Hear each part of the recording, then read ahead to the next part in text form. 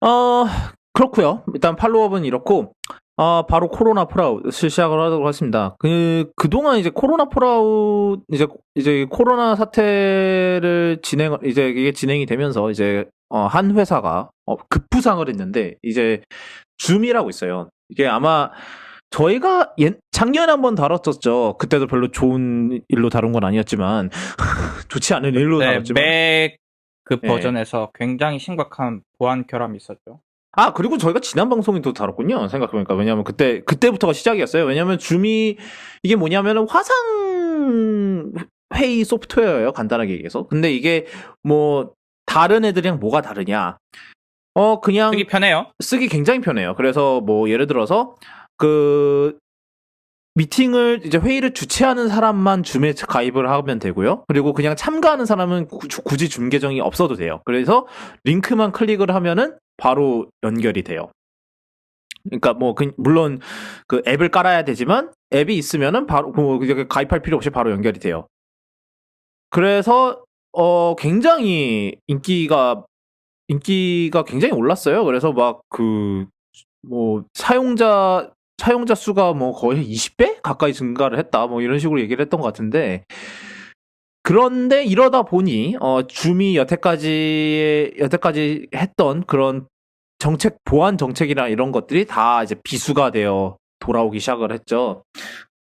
일단은 첫 번째 문제로는 이제 많은 사람들이 얘기하는 게 이제 줌바밍이라는 게 있어요. 이게 뭐냐라고 하면은, 이게 영어에서 그 포토바밍이라고 하는 게 있는데, 이게 뭐냐면은 이게 사진을 찍고 있는데 어떤 사람이 갑자기 끼어들어서 무슨 뭐 엽기적인 표정을 짓는다든가 뭐 이런 게 있어요. 그게 바로 이제 포토바밍이라고 하는데, 줌바밍 같은 경우는 이렇게 줌 회의를 하고 있는데 다른 사람이 갑자기 들어와서 뭐 네. 심한 경우에는 막 음란물을 틀다든지 뭐 이런 일이 있었대요. 그러니까 막 예, 그래서 그 이후로 싱가포르였나? 교육 쪽에서 아예 못 쓰게 막았어요. 이게 문제가 되는 이유가 뭐냐면은, 그 줌이 이제 미팅에 들어가는 방식이 굉장히 간단하다는 데 있어요. 그래서 이게 약간 그 미팅 아이디를 입력을 하는데, 이게 이제 한 11개 숫자예요. 그 10개, 이제 9개에서 11개의 숫자, 11자리의 숫자인데, 약간 전화번호랑 비슷해요. 그래서 이제 그게 되는 건데, 문제는 그냥 아무렇게나 입력을 하면은, 요즘같이 이제 줌 미팅이 엄청나게 많을 때는 어느 랜덤한 미팅으로 들어갈 수가 있다는 거죠. 이게 사실 그래서 골 때리는 게, 기본 설정에서는 그 기본 설정에서 암호 설정이 안 돼요.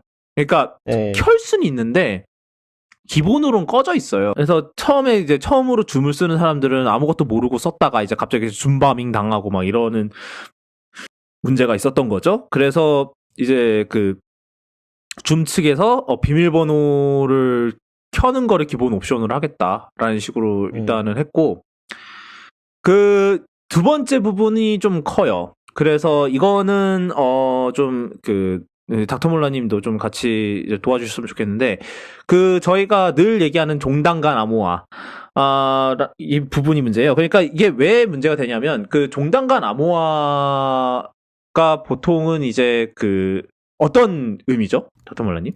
뭐 다시 얘기를 그러니까 하자면, 네. 종단간 암호화, 그러니까 이거는 어떻게 보면 영어로 듣는 게 더 이해가 쉬울 수도 있는데 엔드 투 엔드 인크립션이 맞죠? 네. 네네. 예, 그러니까 엔드 투 엔드 인크립션이라는 게 우리 예를 들어서 이제 메시지를 예를 들어서 말을 하면 카톡을 할 때 우리가 카톡을 누구한테 보낸다. 근데 그럼 P2P로 보내는 게 아니라 중간에 카카오톡 서버를 거쳐서 그 사람한테 전송이 되는 거잖아요. 그렇죠.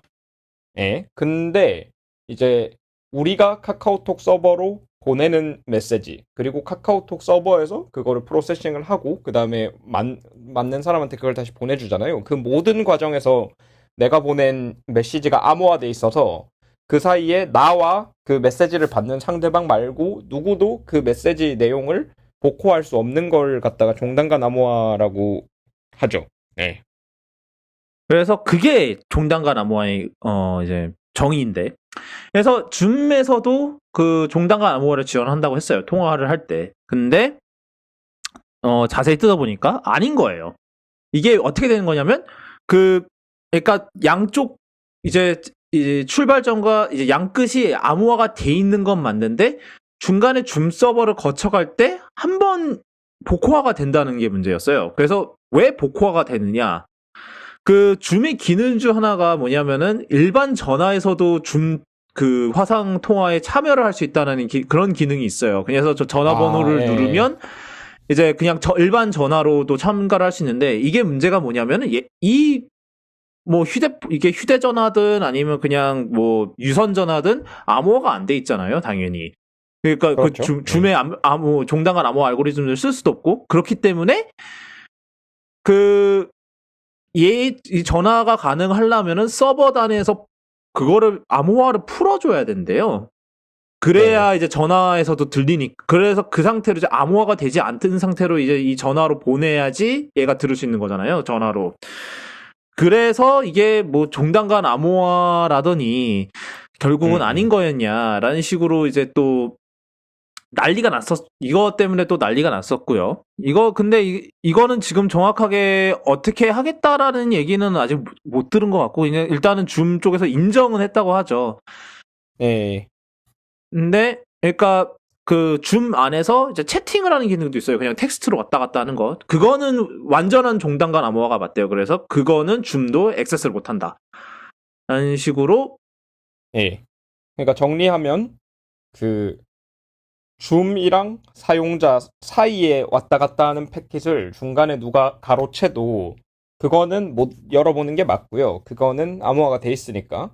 근데 줌에서 그 정보가 한번 복호화가 됐다가 다시 암호화돼서 다른 사용자한테로 쏴지는 거니까 이 경우에는 줌은 요 내용을 볼 수 있는 거죠. 원한다면. 뭐 안 보겠지만. 그래서 이제 요게 종단간 암호화가 아니다. 네, 그래서 이제 줌에서 제공한 똑같다는 기능이 뭐냐면 이제 클라우드 레코딩이라고 있어요. 그래서 서버 단에서 이제 미팅, 이제 화상회의나 이런 거를 녹화를 뜨고 그거를 내려받을 수가 있거든요.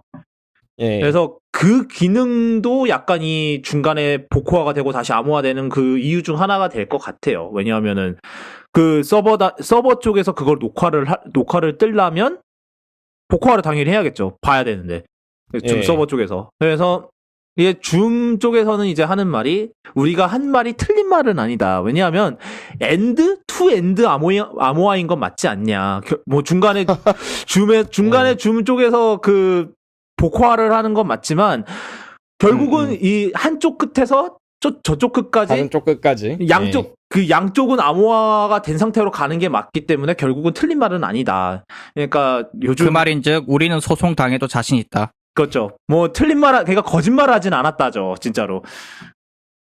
근데 그렇게 봐도 돼요? 제가 궁금한 건? 그러니까 이게 사실 엔드-투-엔드 인크립션 같은 요런 그 기술 용어들은 어디서 정해 놓은 게 아니잖아요. 그러니까 그렇죠. 뭐 어떤 그렇죠. 표준 기구에서 엔드-투-엔드 인크립션을 지원하기 위해서는 뭐 무슨 뭐 이런 기술과 무슨 이런 그렇죠. 기술을 채택해서 이렇게 해야 된다. 표준이 뭐 이렇게 없죠. 예.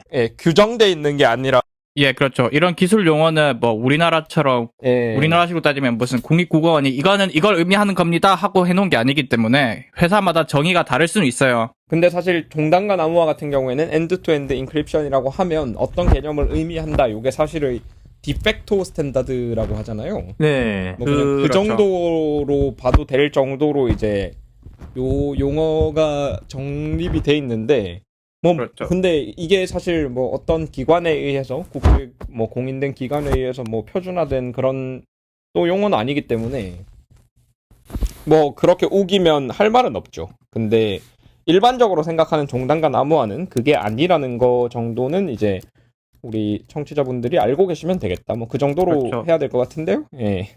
대표적으로 우리가 생각하는 E2E 그러니까 종단간 암호화 소프트웨어는 텔레그램 같은 거죠. 진짜 중간에 메시지가 메시지를 빼돌려도 그 종단에 해당하는 사람들이 아니면 절대 못 읽는 그런 암호화를 생각하는 건데. 뭐 아니면 줌은- 아이메시지라나. 그렇죠. 줌은 거기선 거리가 멀죠.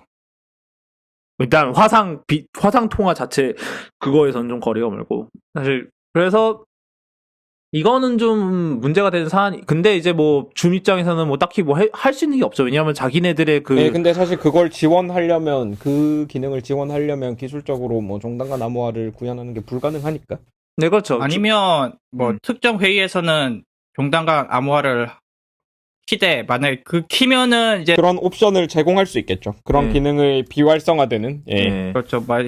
이런 종단과 암호화를 키면은 전화로는 이 회의에 참여할 수 없습니다. 참여할 수 없다. 예, 뭐 그런 식으로, 그런 식으로 하는 게 해야겠죠. 이제 제일 좋겠죠. 예. 근데 지금 이미 이거를 종단간 암호화라고 하는데 그러면 이거는 뭐라고 해야 되죠? 그 종단간 암호화 플러스 종단간 암호화 프로 이런 게 프로 그것도 안 되면 뭐 요즘엔 울트라도 쓰니까 어, 울트라 종단과 암호화 리얼 종단간 암호화. 시크릿 종단간 암호화. 잠깐 이거 좀 이상한데. 네. 딥 종단간 암호화. 다크 종단간 다크 종단간 암호화. 뭐 다크웹도 아니고. 네. 우리 다 마케팅은 안 하는 걸로. 예, 하면 뭐 그래도 최소한 삼성이나 애플보단 낫잖아요. 거기서 맨날 프로 쓰는 애플이나 이번에 처음으로 울트라 쓰는 삼성보다는 조금 낫잖아. 네. 맞아. 네. 하여튼 뭐 하여튼 네. 그다음 그래서 뭐 그다음 또 이제 줌 관련 그게 논란은 제가 좀 전에 얘기했던 문제예요. 그러니까 이 녹화본을 뜰 수가 있어요. 그래서 클라우드 이제 뭐 클라우드에서 녹화한 거를 이제 뭐 다시 내려받아서 뭐 그거를 가지고 뭘 하시든지 뭐 이런 게 가능한데 문제는 이게 파일 이름이 굉장히 예측하기가 쉽대요. 정확하게 어떤 방식으로 이름이 되어 있는지 모르겠는데 그래서 이게 잘못하면은 만약에 예를 들어서 이거를 뭐 좀 이제 웹에서 이제 퍼블릭한 구역에다가 이거를 갖다 놨을 경우 적당하게 검색을 하면은 바로 뜬다는 거예요. 이제 검색 결과를 이제 크롤링이 돼버려서 그래서 막 원래는 되게 비밀이어야 할 이제 미팅 이제 내용이 유출이 되고 막 이런 경우도 있었다고 해요. 그래서 뭐 이거 같은 경우는 이제 보통 방법이 당연히 이제 녹화본을 받으실 때 바로 이제 파일 이름을 바로 바꾸셔야 이제 예측하기가 어렵지 않을까라는 생각이 드는데 하여튼 그래서 이게 이러다 보니까 뭐 되게 논란이 많죠. 그래서 막 여러 국가랑 여러 회사에서 줌 쓰지 마라 라는 그 권고를 내렸죠. 아까 이제 이제 호로님이 얘기한 어디랬죠? 싱가포르이랬나요? 예, 제가 본 기사 그리고 기억이 맞다면 싱가포르 맞을 거예요. 그리고 구글도 사용을 중지했다. 뭐 사용하지 말라 그랬다라는 그게 있고요.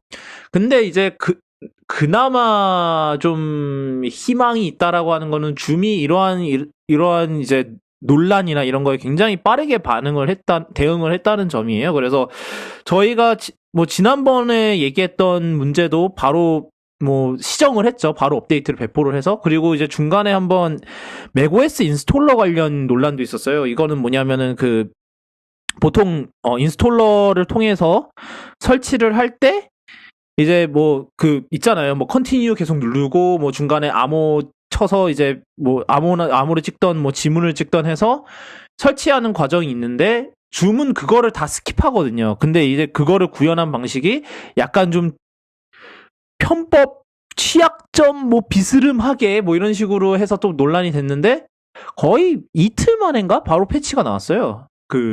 그거를 없애는 그 문제를 없애는 패치가 바로 나왔더라고요. 그리고 이제 막 줌 CEO이자 창업자인 에릭 위안인가가 이제 아예 바로 사과문을 게시를 하고 CEO 명의로 그리고 매주마다 웨비나를 해요. 그래서 우리가 지금 앞으로 이런 식으로 하고 있고 뭐 계속해서 이제 그거를 이제 뭐 고객이나 이제 기자나 이제 프레스나 이제 이렇게 언론한테 이제 뭐 발표하는 이런 웨비나를 매주 해요. 이제는. 그러고 다음 2달인가 3달 동안 새 기능 개발하지 않고 이러한 보안 문제나 이런 거를 픽스하는 데 주력을 하겠다라는 식으로 또 얘기를 했더라고요.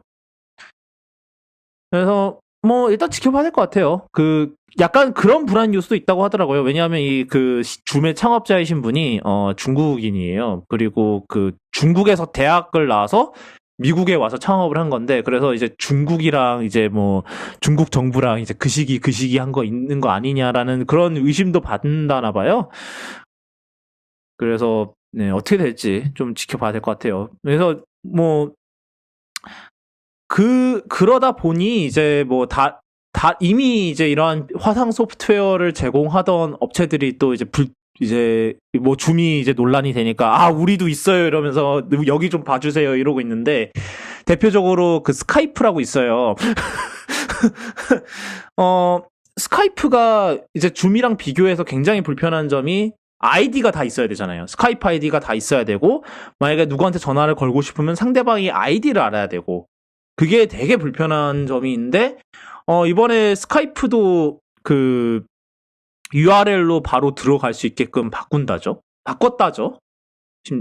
그래서 약간 줌처럼 이렇게 할 수 있게. 물론 이제 그 미팅 아이디가 훨씬 복잡하다고는 합니다. 뭐 그냥 번호 9자리 이렇진 않대요. 그리고 뭐 그런데 그럼 뭐 합니까? 뭐 스카이프 앱을 뭐 엘렉트론으로 쓴다는 소리가 있던데, 미친 거 아닙니까, 걔네들? 드디어. 참, 네, 하여튼 그래서 사실 이런 화상 소프트웨어는 이제 좀 계속해서 이렇게 화제가 될 것 같아요. 왜냐하면은 모두가 아직도 재택을 하고 있는 마당에, 그죠? 사실 저희 회사야 뭐 옛날부터 줌을 썼으니까 좀 이제 뭐 익숙한데, 근데 아마 새롭게 줌을 쓰는, 우리나라에서도 줌을 되게 많이 쓴다고 들었거든요. 특히 이제 그 대학교 교수님들. 왜냐하면은 당장 그거를 해야 되는데, 당장 이제 온라인 수업을 해야 되는데 딱 마땅한 솔루션이 별로 없어요. 사실 생각을 해보면 스카이프이 있긴 하지만 뭐 아무도 있는 줄 몰랐잖아요. 그건 마이크로소프트 문제지 사실. 뭐 하여튼 그래서 어떻게 될지 봐야 될 것 같아요. 이 새로운 양상. 그러니까 좀 약간 지금은 줌이 좀 독주를 하고 있지만 뭐 뒤집힐 가능성은 언제나 남아있는 그런 문제인 것 같아요. 네.